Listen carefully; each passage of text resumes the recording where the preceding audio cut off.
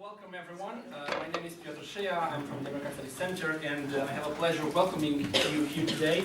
First of all, I'd like to apologize to all of you and to our guests on behalf of our director, Professor Szklarski, who regrets but couldn't be with us today. He's on a trip abroad, and the trip could not really be postponed. Today we have a really unique and special opportunity to welcome 4 distinguished members of the U.S. House of Representatives and its Committee on Foreign Affairs. And I don't know, Congressman, if you know that, but we welcome you in sort of 2 capacities. One, we welcome you as distinguished members of Congress, but we also welcome you as objects of our study. Because we do study American politics here, so it's a unique opportunity for us to kind of see American politics alive. And the occasion is even more special for us because this year we celebrate the 40th anniversary of our center. We were established in 1976, and since then we've become one of the biggest, of course one of the oldest, the biggest, and one of the best American Studies Centers departments in Europe. Not to speak of Poland, but the whole entire Europe. And we're also a little American outpost here, we are a little America here in Poland, and we could not imagine a better company to celebrate our anniversary with. Without further ado, I would like to thank Mr. Wróblewski from the Economic Research Foundation and the American Embassy for helping us to put it together. The event is recorded. You'll be able to see it afterwards on YouTube. We'll also plan to make a little publication, so there will be consequences of today's event, so please ask smart questions. Or not smart, we'll just cut it out then. The topic for today is the role of Congress in foreign policy making, and the rule is that first we will let the congressman speak a little bit, and then we'll open the floor for questions. Please keep your questions short and concise so that we can accommodate as many of them as possible. And the question usually is a short sentence that ends with a question mark. We're not looking for statements or anything like this. If you want to ask a question, please raise your hand and wait for the microphone. We want to use the mic today so that we have it all clear. Let me just introduce the congressman. We have Congressman Dana Rohrabacher. I hope that's correct. Who is from California, 48th Congressional District. Congressman Juan Vargas from California, 51st District. Congressman Brian Higgins from New York, 26th District. And Congressman David Cicilline from Rhode Island, 1st Congressional District. Is there a second one? Yes. Okay. Because Rhode Island is small. That's it, just 2. Yeah, okay. So please join me in welcoming distinguished congressmen.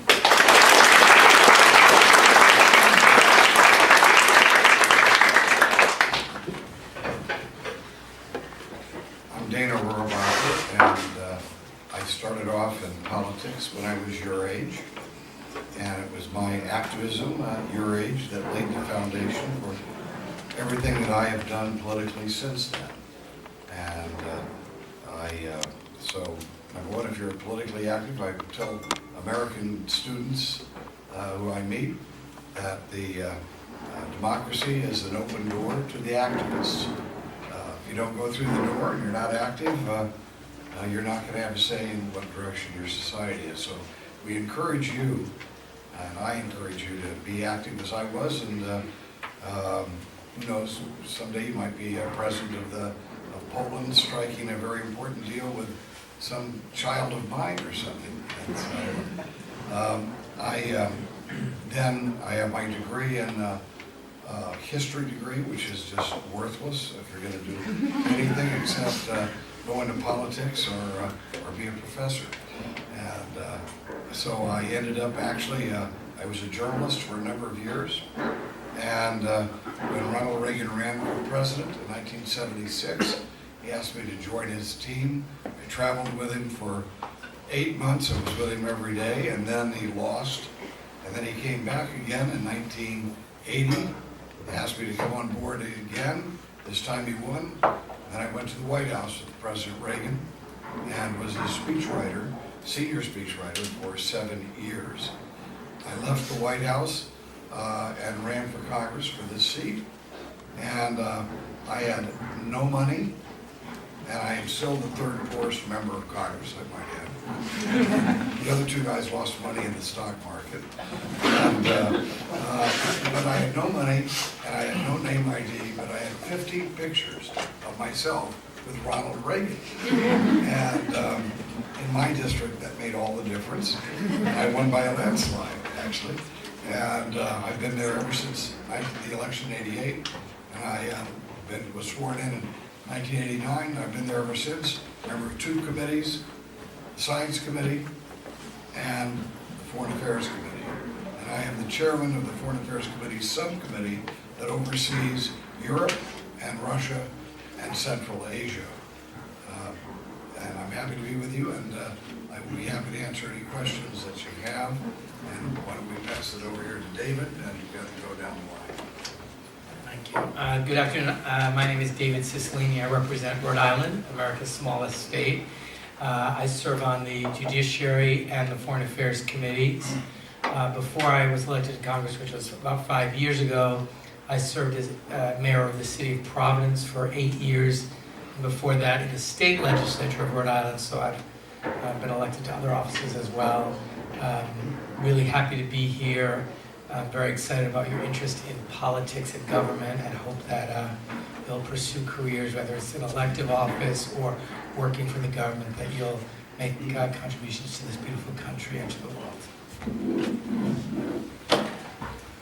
Thank you. My name is Brian Higgins. I served in the Buffalo City Council for 6 years. I served in the New York State Legislature for 6 years, and I've been in the United States Congress for 10 years. I also was a teacher of history and economics at the State University of New York at Buffalo for 7 years. I served on the Foreign Affairs Committee and also the Committee on Homeland Security. Great to be in Poland. You have an extraordinary country that's performed extraordinarily well, economically and otherwise. You're a very, very important ally to the United States, going back to the American Revolution. Through 9/11, there was no country that was more supportive of the United States and our efforts to defeat global terrorism than Poland, and we are most appreciative of all of your support and all of your loyalty. With that, I'll turn it over to Juan Vargas. Thank you. My name is Juan Vargas. I got to meet some of you earlier. When I was your age, I was studying to be a Catholic priest. It didn't quite work out. But I ran for office a number of times, lost. I ran for Congress, I lost. I wasn't quite as successful as everybody else. Then I ran for the San Diego City Council. I did win. Then I ran for Congress again, I lost. And then I ran for the State Assembly and I won. And then I ran for Congress again, and I lost. Then I ran for the State Senate, and I won. And now I'm in Congress, I won that. So I'm here, it's my fourth year. I used to be on Foreign Affairs, now I'm on Financial Services and House Administration. It really is a pleasure to be here, and I thank you for your interest in the United States and America. I appreciate it. Look forward to your questions. So go for it. Do you have a question? Don't be shy. Okay, let me start and use the House privilege. Since the topic today was supposed to be the role of Congress in its foreign policy making, I want to ask you a question. How often is Poland present in the American Congress? Is it often present, in what context? And yeah. What is it here? Well, I have the distinction of having the congressional district that has the most Polish Americans as part of my constituency. So obviously, for me, every day. But within the context of foreign affairs, it really doesn't come up all that much, but for when there are discussions about NATO, that very, very important 28-country alliance, which is critical, which was born out of peace, not war. It was born out of peace after World War II. The United States established, with our allies throughout the world, a lot of international organization alliances toward the goal of ensuring that we could have global peace, international peace, for a long time to come. So, Poland is always a big part of our foreign policy objective, particularly when it comes to Europe. And let me just say that my family comes from North Dakota, and my dad was a military officer. He joined the Marine Corps in order to fight World War II, and he stayed in the Marine Corps, so I went back to North Dakota quite a bit. when I was younger, although I was born in California. And let me just say that there are a lot of Polish Americans, and in fact, my family were married into Polish Americans, and they're very, very patriotic and wonderful citizens, and we know that, those in North Dakota. But in California, we're so, out there, by the time you get to California, by the time you get across the country, and you take your clothes off and you put your swimming suit on, nobody thinks of themselves as hyphenated anymore. We're just a bunch of California surfers, Actually, I don't think we actually break ourselves down into the ethnic groups in California like they do in the East Coast and in the Midwest at times. Want to say anything? Okay, you got it. All right, there you go. In the field of foreign policy making in the United States, who's more important, Congress or the President? Who's more important? Actually, I'm the most important person. And, What about executive orders from presidents? well, He was kidding. let me just, our Constitution is designed by our founding fathers to have equal branches of government. And that is that in the sense that each branch has its powers and authority and can exercise them in a way that will not determine policy, at least prevent the other part of government from imposing policy. This guy's trying to get you to ask questions, which is a good idea. Because now's your chance, when I speak for a college group, the United States says, here's your chance to kick your congressman around. And they do, so that's good. But in terms of, we think our job is just as important as the president's job in terms of we need to make determinations based on what we think is good for the United States of America. And we know that the president has his responsibility as well. But we, and I think I'm speaking for all of us now, that we're proud to be members of Congress, and the legislative branch of our government was meant to play a major role in not just rubber stamping the policy of the president, but in determining policy as well. Take a shot. You go right ahead. After the American Revolution, we didn't have a constitution. We had the Articles of Confederation, and those articles were pretty weak in the sense that they didn't really keep the nation together, and they thought that you should have a stronger central government. So that's when they created the separation of powers. You had your president, you had then the legislature, and you had the Supreme Court.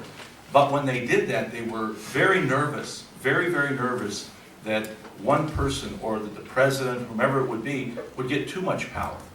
And of course they were nervous because of George III, the experience that the colonists had and the revolutionaries had with England.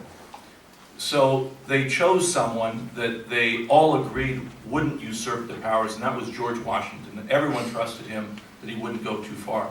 But I know that someone shouted out the issue of executive order. What about executive order? It has been interesting that over time the presidency has grown, I think, much bigger than what it was expected to be in the beginning. And we do have to have those checks and balances, and I think it is something important for us to take a look at, because the presidency has grown, and maybe it's a function of how difficult now international politics are and how complicated they are. I don't know how quickly you have to react. But I think it's important for us to reestablish some of our authority. A good example, the Congress, I wasn't there at the time, I know that Dana was, they authorized the use of force in the Middle East. That's been a long time. It's been like 13 years now. And we haven't reauthorized it, and yet the president's still there in the sense that we're still there. And we probably should be there, but we should vote on that and reauthorize it again or not. And we haven't been willing to do that, in my opinion, because it's very controversial. It's very controversial as a Democrat. It's very controversial as a Republican. So we've allowed the president just to continue to make that decision for the nation. And I think that that's wrong. I think we should reestablish a balance again, and we should make that decision along with the president, because ultimately we have to finance it. We have to pay for those decisions.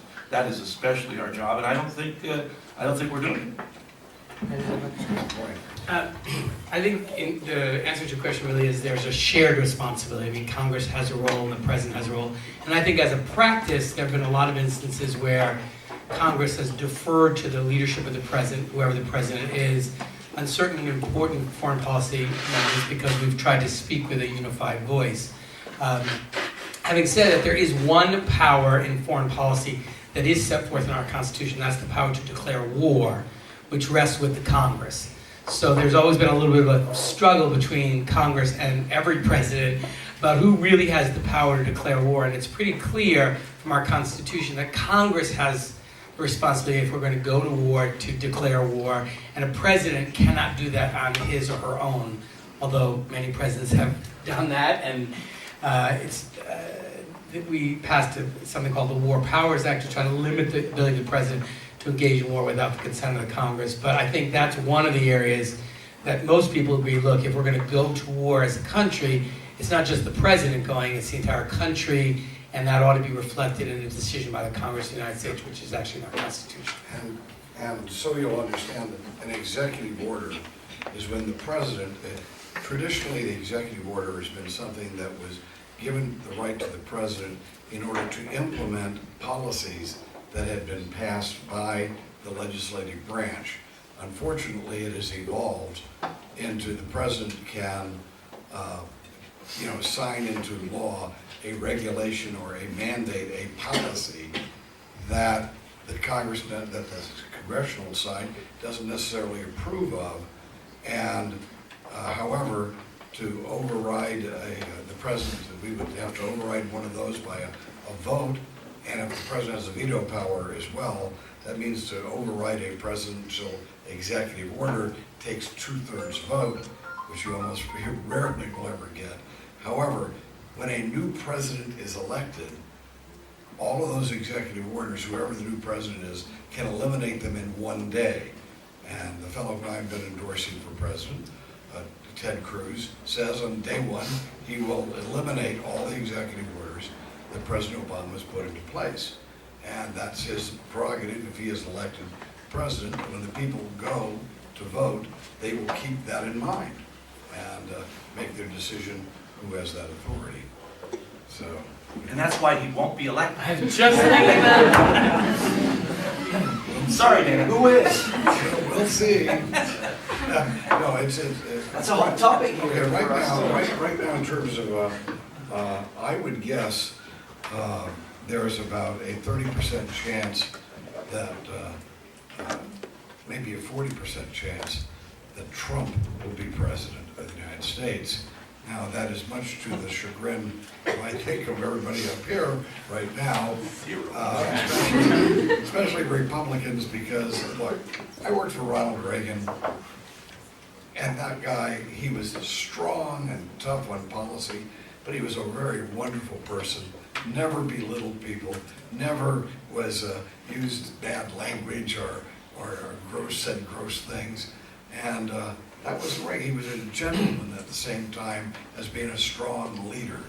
And so that's one of the reasons why, policy aside, that I decided to go with Cruz, who doesn't have the same detriments as Trump in that arena. And I believe, of course, Hillary has a, what would you give the chance?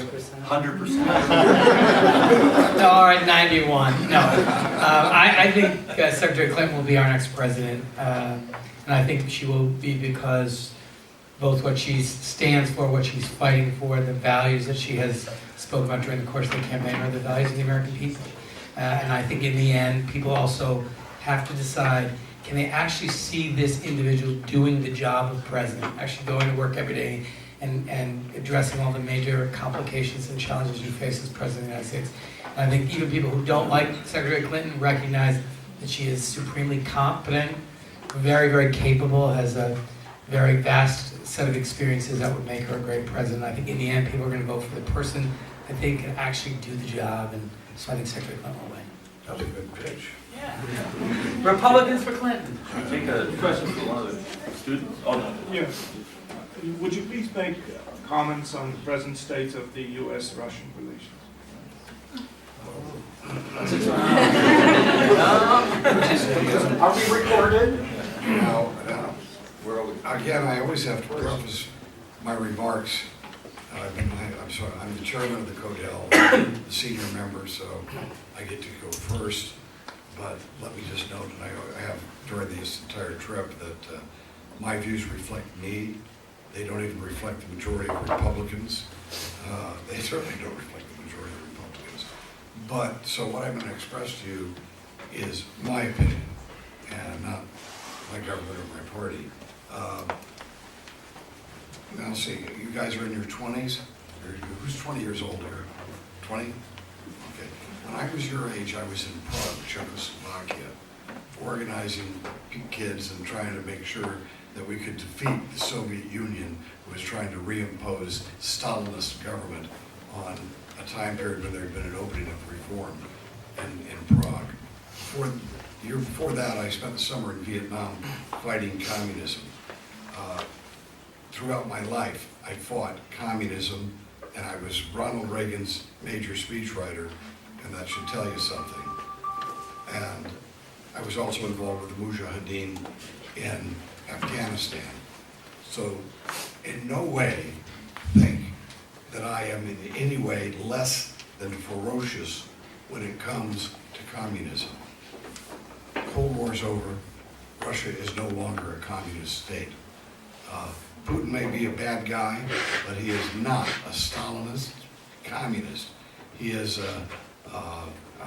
he has his faults, and there are a lot of shortcomings and things that we would prefer to see better in him. But he has not got the communist agenda to superimpose an atheist dictatorship on the world using a communist ideology as part of a Russian-based movement that was then aimed at destroying democracy and freedom as we know it in the world. And during that struggle in the Cold War, I will have to tell you that the Polish people were your fathers and mothers, were an inspiration to us all. Only John Paul was just an inspiration, but Lech Walesa and the whole Solidarity movement. I have a big poster on my wall, the Solidarity movement poster. But that's not what we're up against today. Today, the major threat, if your family is killed and dies in some type of an attack, or if you have other people in Europe, by the hundreds of thousands killed in some major bomb, or in the United States, it's not going to be Russia or Putin. It's going to be a radical Islamic terrorist movement, probably trying to create some caliphate in the Middle East, which will then be used in order to try to destroy Western civilization. That's the threat. And we have got to work with Russia, we've got to work with everyone who is touched by that threat. And the Russians are as much a threat from radical Islam as we are. And so I have been an advocate now, I've been a major advocate of working with Putin and working with the Russian people. I think what they did in Syria was terrific. I think it is wonderful because without Russia's intervention, you can say how bad Assad is. Assad was never a threat to you, never a threat to the United States, but I can assure you that if it wasn't for the Russians' intervention, yeah, you would have had a group of reformers, like in Libya, happened in Libya, who would emerge for about a week before they would be targeted by radical Islamic forces in that part of the world and destroyed, murdered, and wiped out and pushed out of power and replaced. And then you would have a regime committed to your destruction and our destruction in charge of Syria. What stopped that was Putin. And so, pardon me if I am saying you have to overlook flaws sometimes in order to take the primary enemy. And A lot of that's civilians were killed there too, unfortunately. what now? A lot of civilians got killed, unfortunately, during those raids. Sure they did. Sure, I gotta tell you, civilians were killed. Rubbish, right? And you know what, the radical Islamicists as well, they house themselves among civilians, and you know that in wartime, A lot of civilians usually get killed when you're trying to destroy an enemy that's threatening civilization. I mean, Polish people have sacrificed more than anybody I know. Yeah, but And the times fact is- changed, I think. No, times haven't changed. The fact is, the truth remains that evil exists in this planet. True. And evil will put themselves in a spot to try to destroy virtue and freedom and the type of society that we want. And we are up against that today. Look, the United States killed a lot of innocent people in World War II, trying to defeat the Nazis. We did. There were more Frenchmen killed in the week leading up to D-Day than had been killed by the Germans there during their entire occupation. And you know what? It was good that we actually ended the German occupation of France and helped defeat Nazism back in those days. That was a good thing, and we shouldn't have held back. And we don't feel good about the reality in war, that when people like that. Now, I've spoken enough. I think my friend David probably wants to refute everything that I said. No. So I think that the question about the relationship between the United States and Russia is, what is it? And I think the answer is it's complicated. I think there is no question that in many ways Russia, under the leadership of President Putin, has been a destabilizing force in the world. You look at what happened in Georgia, you look at what happened in the annexation of Crimea, you look at what happened in Syria. This is a country that is not economically in a strong position, and yet is spending substantial resources engaging in foreign adventures. And you notice, I mean, my view of it is Putin is an opportunist. He's not a strategic thinker. He sees an opportunity to inject himself into a situation to cause enough commotion and then withdraws from it, to create enough instability to perceive it to be some benefit to Russia. And, you know, when you look at the economic conditions in Russia, one would think that they should really focus on rebuilding their economy, getting people to work, rebuilding their own country, but they're spending a lot of money building up their military. So I think the situation with Putin is complicated. I think for NATO countries, it's particularly important that we as America reaffirm our commitment to NATO and our understanding about the importance of NATO as an alliance. I think the argument about their activity in Syria, you know, 250,000 Syrians have been killed in this civil war. There are some who would argue that Assad was on his way out. And of course, what would follow is messy and unclear, but certainly the slaughter by this brutal dictator was about to end, and he was on his way out. And actually what propped him up and kept him in power is Russia. And so, you know, there's a certain certainty in that, I guess, but in terms of a good result. Now everyone is finally acknowledging that there has to be a transition, a post-Assad Syria, and what that looks like. But I would say on balance, if you look at the activities of Russia, it has made the relationship with the United States a particularly tense one, because I think they've been a very destabilizing force. There's never been any difficulty between the Russian people and the American people. But I think if you look at the Russian government, the Russian leadership, and the American positions around the world, it's a relationship filled with tremendous tension. We just came from Russia, by the way. That's why I said. Yeah, I would say that the U.S.-Russian relationship is complicated, but I think Russia's real threat is from within. What do I mean by that? You know, they're an economy that contracted last year by 4%. They have 13% inflation. They have a record number of bank failures. They're losing their people. It's estimated that Russia could lose 40 million people. 40 million people in the next 10 years. That tells you one thing. People want to get out. And what's left are the people that can't get out. For example, you know, you've got 2 million Russian Jews who are highly educated in engineering and computer programming. They're living in Israel, a country of 9 million people. Why are they going to a small country? Because they can't fulfill their full potential as individuals in their homeland. You know, you look at the history of the great authors in the world. had to leave in order to get their books published. The great artists in the performing arts, Baryshnikov, Rostropovich, couldn't play his cello or conduct an orchestra in his motherland because his native soil is so hospitable to such great talent. What does that tell you about a country? It's closed. It doesn't have a vision for its own future and its own people.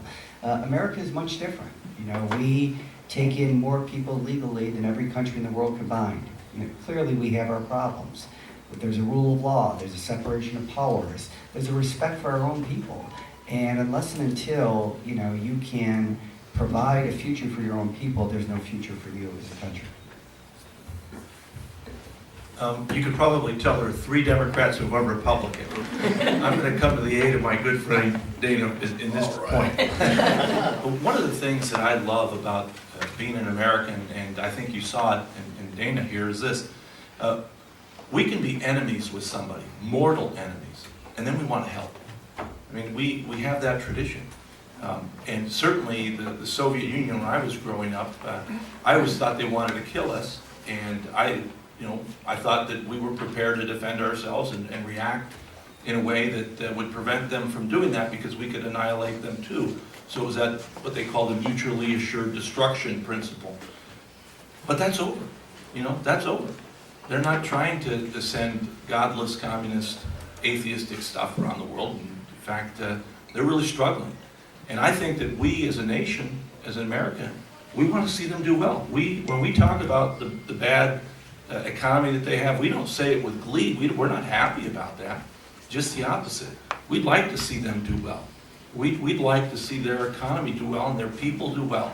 And I think that's part of the frustration I think that some of us feel, and I know that Dana feels that way, that we want to see us be friends, and we want to make sure that our grandchildren are not pointing tens of thousands of nuclear weapons at each other. In fact, just the opposite. We're working hand in hand in a world that is free. So there is that frustration. That's why it's also complicated for us, because we don't see them. I don't see them as the enemy anymore. I personally do not see them as the enemy. But at the same time, they're doing things that make all of you nervous. We've talked to you and others, they make you nervous. Go for it.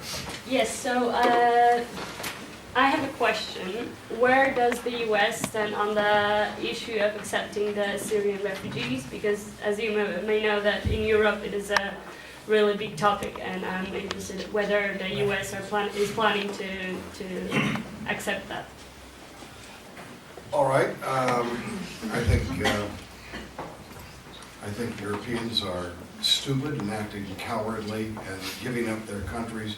They're destroying what has been handed to them by generations of Europeans and Christians and Jews who fought to create this Western civilization, this homeland for Western civilization, and they're laying the foundation to destroy that for all future generations. It is upsetting. It is so upsetting for me to see that we have a massive influx of people into Europe, and our European friends are welcoming them in, realizing they are now assimilated. They are creating footholds for an ideology and a philosophy and a way of life totally different than their own. I hate to say this, but there are a lot of Muslim countries with lots of money and lots of space. If there are if there are millions of people who are Muslims, who are innocent people, who are in harm's way, they should go to a Muslim country, and there are lots of them with lots of money, rather than going into Europe, creating enclaves that will come back and hurt your children. And this time, the surrender is beyond my belief. And that's, by the way, let me just say this. Whenever Western civilization has been in peril, the Polish people have been the ones who saved the day. I am fully aware of that. Anybody who reads history understands that, understands how the Poles were the ones who turned back the Turks. By the way, that attack of the Turks in 1683, I believe it was, okay, started what, on 9/11? And who saved the day? The Turks did. But it took courage, it took valor, it took an inner strength and integrity that represented, and this happened throughout our history during World War II. It was the Poles who stood firm against both the Nazis and the communists. You paid a horrible price for that, but your country and your countrymen and your fathers and your mothers and their fathers and mothers stood firm and strong. And I honestly believe that, frankly, the way things are going with this migration into Europe, it'll only be the Poles and the Americans in the future. And let me add this, and I know it'll make everybody mad. I think Russia has Christianized itself. You go to Moscow today, and that everybody is free to go to church. Most of the decision makers in Washington have no idea about that. I think Russia will rejoin Christendom, and we will work together to defeat this, just another one of the historical onslaughts against Christendom by Islam. So, there you go. Yeah, you go first then, as long as you promise to go back. Then you can play with me. This time, let me not defend my good friend. I disagree. During the Kosovo crisis that was here in Europe, there was an ethnic cleansing going on in Kosovo. And my wife and I were scandalized by this. We'd seen this before, so we adopted a Muslim family. And they came and lived in our house for 2 years. We are very devout Catholics. I studied to be a priest for 5 years, a Jesuit. I went to church on Sunday. I never missed a Sunday if I can. I mean, I'm very, very Catholic. And love it that a Muslim family came and lived with us, and they're still very devout Catholic, devout Muslims. I tried them, but they're devout Muslims. And I don't think that having Brahim Shala and his family in San Diego weakens San Diego, or weakens California, or weakens the United States. I don't. I think it strengthens it. But interestingly, we have had this throughout our history. A very good friend of mine is a theologian in Holy Cross, and when I went to visit him, he had all these signs that said, "No Irish or dogs allowed. No Irish allowed. No Irish need apply." And these were the things that were being said about Irish immigrants that were coming to the United States. And it's been said about lots and lots of immigrants. And yet you see that the diversity in the United States, I think, is one of the things that's made us very, very strong. Now, I do agree that you can't just allow everybody in without screening. That's a mistake. It's a terrible mistake, because you will have problems. But you should have a very strong screening process. I do think the United States should, in fact, allow Syrians in. I went to school with Barack Obama. We were classmates at Harvard. I had the opportunity to talk to him, and I was telling him, I hope you stand strong on this, and I hope we do get people from Syria, because I think it is the responsibility of the United States to do it, and I think it only strengthens our country. Yeah, I along with Mr. Vargas, am a very, very strong proponent in the Congress of the United States increasing our refugee population. We have a long history of being a country that welcomes people fleeing terrible violence and war. We have a very different system in place for accepting refugees, in part because of the distance between where refugees are traveling in the United States. People don't just show up at the shores of the United States just as a physical difference. And so we have a very elaborate 13-step screening process for refugees. It is more difficult to come into the United States as a refugee than almost any other way. You can just overstay your visa or just come from one of, I think, 38 countries that have a visa waiver. So it's actually a very difficult way to get into the United States. But underlying your question really, I think, is how do we as countries accommodate and accept people who are fleeing unspeakable war and violence? And you know, I had the privilege of going to a refugee camp in Jordan where Syrian refugees are being held. And you know, these are people who are fleeing the kind of violence that most of us couldn't even imagine, where their families are being slaughtered, women are being raped, children are being enslaved, villages being burned. And the idea that they're showing up asking for refuge and that people would say, go out, it just seems to be inconsistent with all of our responsibilities as human beings caring for each other. Have to do it smartly and have to do it in proportion to what each country can accommodate. The United States is the most generous refugee donor in the world. We don't take in enough refugees, frankly, and so I've been arguing that we should increase that, but I think history will judge us very harshly if we, as these individuals are fleeing unspeakable violence, we slam the door in their faces. So I'm a strong proponent of it. I'm very sorry we have time for the last question. Hold on, Very hold on. brief and for a brief. If I'll take Oh, that, I'm very I'll sorry. finish this discussion. Okay, well, let me note one thing before, because it is a little outnumbered here. As was noted, the United States has the most generous immigration policy in the world, and has had that over the last, in my lifetime, always. We've taken in more people as immigrants to the United States every year than the rest of the world combined. Every other world combined did not permit the same immigration level as the United States has, over 1 million people a year legally.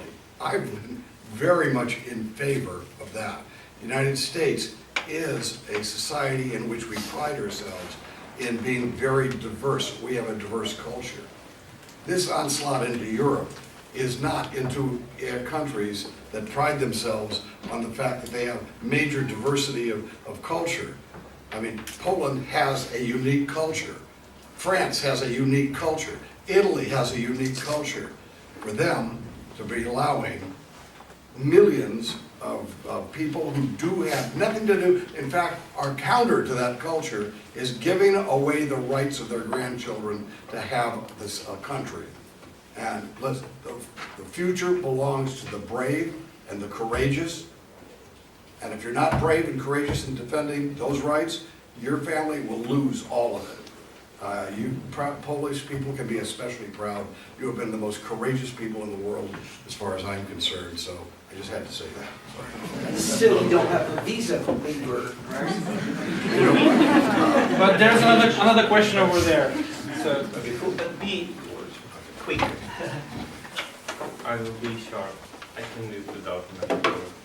I wanted to ask you, especially Congressman Brian Higgins, after the 9/11 events, there were some laws created in the United States, special about these against terrorism, and also NSA was created, and we saw how that happened with Snowden and other things. And after these events in Paris, French government also started to think about some kind of special laws about against terrorism. What do you think? Will they have the same special effect in Europe? Because Europe is very different from United States, also because of the freedom, what people think, how they see themselves. Thank you. Well, you know, it's always a balance between civil liberties and protecting the homeland. It's a tough balance to strike effectively or perfectly. You're never going to do it. In the aftermath of 9/11, we had a series of laws that were enacted. One in particular was the Patriot Act, which was very controversial because its major thrust was to remove the barriers that existed between federal law enforcement agencies, the CIA, the FBI, and other agencies, so that they could share information toward the goal of thwarting a violent attack before it occurred.